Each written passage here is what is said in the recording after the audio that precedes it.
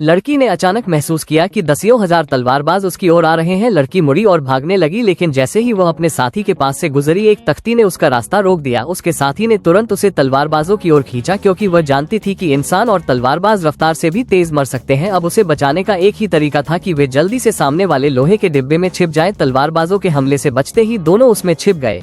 अचानक डिब्बे के बाहर जोरदार धमाका होने लगा। लोहे का डिब्बा बेहद मजबूत था, लेकिन बाहर तलवारबाजों की संख्या बहुत ज्यादा थी। जल्द ही डिब्बा टूटने लगा। दोनों डर से चीखने लगे, लेकिन जैसे ही उन्हें लगा कि अब उनकी मौत पक्की है, बाहर से कोई आवाज आनी बंद हो गई। दोनों ने भ्रम में डिब्बा खोला और देखा कि दसियों हजार तलवारबाज पल भर में गायब हो चुके थे। मौत के किनारे से लौटते हुए दोनों ने राहत की सांस ली, लेकिन उन्हें नहीं पता था कि असली खतरा अब शुरू होने वाला है।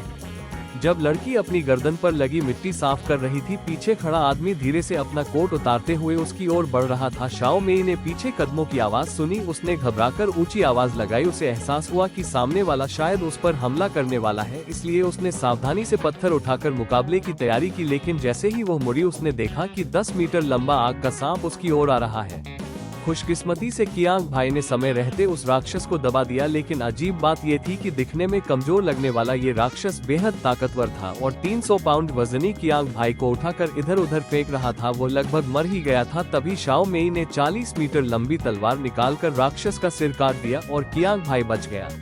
पर आखिर हो क्या रहा था? पता चला कि दोनों एक एलियन ग्रह ताए पर थे और वहाँ के सभी राक्षस इंसानों से भरे हुए थे। दोनों को जिंदा रहने के लिए किसी तरह दंतकथाओं वाले सुरक्षित द्वीप तक पहुँचना था। दोनों लोहे के डिब्बे को घसीटते हुए आगे बढ़े। उन्हें पता नहीं था कि आग का सांप फिर लौट आया है। घबराकर कियांग भाई ने शाओ मेई को नीचे खींचा और दोनों ने मरे होने का नाटक किया, इसलिए राक्षस ने उन पर हमला नहीं किया। लेकिन दूसरी टीम इतनी किस्मत वाली नहीं थी और आग के सांप ने भाग रहे सभी लोगों को मार डाला।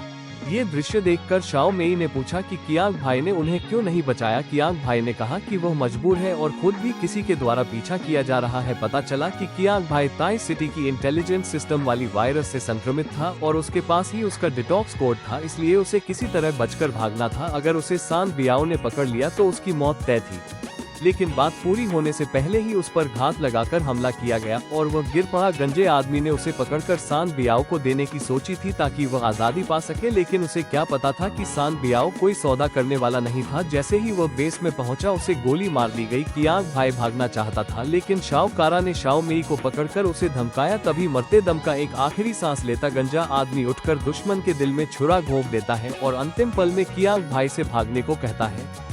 लेकिन जैसे ही तीनों बेस से बाहर निकले, उनके सामने विशाल समुद्र था। तीनों निराश हो गए। तभी कियांग भाई ने देखा कि समुद्र में दिख रहा टापू असल में एक तैरता हुआ दलदल था जो उठाया जा सकता था। तीनों की आशा वापस लौट आई। वे जल्दी से उस फ्लोटिंग आइलैंड पर चढ़े और हवा के सहारे सुरक्षित जगह की ओर बढ़ने लगे। लेकिन कुछ दूर चलते ही कियांग भाई ने देखा कि शाओ कारा का उछाल तीनों का वजन नहीं उठा पा रहा और टापू तेजी से डूबने लगा। गंजा आदमी और कियांग भाई बिना संभले समुद्र में गिर पड़े और गंजे आदमी ने जीने का मौका कियांग भाई और शाओ मेई को दे दिया। कियांग भाई ने रस्सी फेंककर बचाने की कोशिश की, लेकिन तभी राक्षस आ गया और उसने गंजे आदमी को समुद्र की गहराई में खींच लिया और उसके ऊपर से सान बियाओ का ड्रोन भी उन्हें देख चुका था। अब बचने का कोई रास्ता नहीं था। दोनों मौत का इंतजार ही कर सकते थे, लेकिन अचानक ड्रोन खराब होकर पानी में गिर गया। कियांग भाई को समझ आया कि त्यागे गए वायरस ने असर दिखाना शुरू कर दिया था। दोनों खुश हुए क्योंकि इससे उनके बचने की संभावना बढ़ गई थी। लेकिन तभी उन्होंने देखा कि उनके सामने 100 मीटर ऊंचा झरना है। अगर वे उससे गिरे तो कियांग भाई की हड्डियां चूर हो जाएंगी और फिर उसी पल कियांग भाई ने शाओ मेई को दलदल लपेटने को कहा। दलदल के गड्ढे में उनके गिरने की ताकत को कम किया और दोनों सुरक्षित नीचे उतर गए।